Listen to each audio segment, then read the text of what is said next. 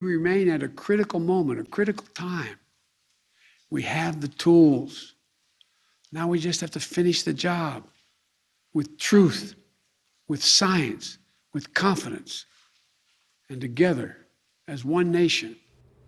President Biden making a plea to the people of America who remain unvaccinated this morning. Well, the president makes a powerful push to try to end the pandemic. And that push includes a multi-step plan affecting millions of Americans. Lindsay Ward joins us live this morning where parts of that plan are already taking off. And Lindsay, we can see where you are this morning. Heather, good morning to you. Yeah, we're inside the Pittsburgh International Airport, and it has remained busy the entire time that we have been here. A lot of travelers making their way through, and most of them are wearing a mask, which is certainly a good idea because President Joe Biden is having the TSA double the fines for those who refuse to wear a mask. Now, this goes beyond just airports. We're talking about other modes of transportation. Now, the new fines for those who refuse to wear a mask do take effect today. It jumps from $500 to $1,000 for first-time offenders and up to $3,000 for repeat offenders. But we want to break down his 6-step COVID plan here. The president wants to further protect vaccinated people by getting them booster shots. He wants to work to keep schools open, and he also wants governors to require vaccinations for school teachers and staff. He wants to increase testing by accelerating the production of rapid tests, help the economy by expanding a federal loan program to help small businesses,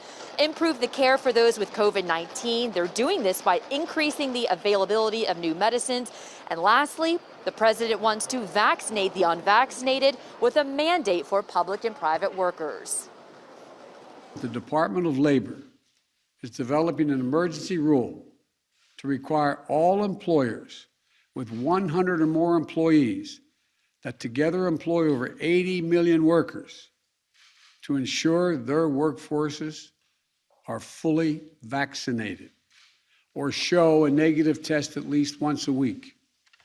Some of the biggest companies are already requiring this. United Airlines, Disney, Tyson's Food, and even Fox News.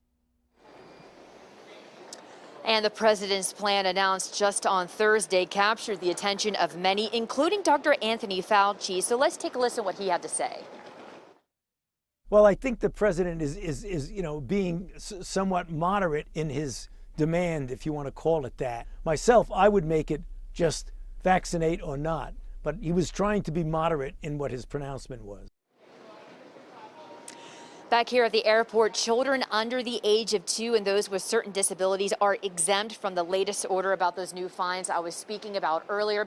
Now, as you can see, there are a lot of steps to this plan. So if you like additional details on them, you can go to our website where we have much more information, KDKA.com. Reporting live at the Pittsburgh International Airport, I'm Lindsay Ward, KDKA News.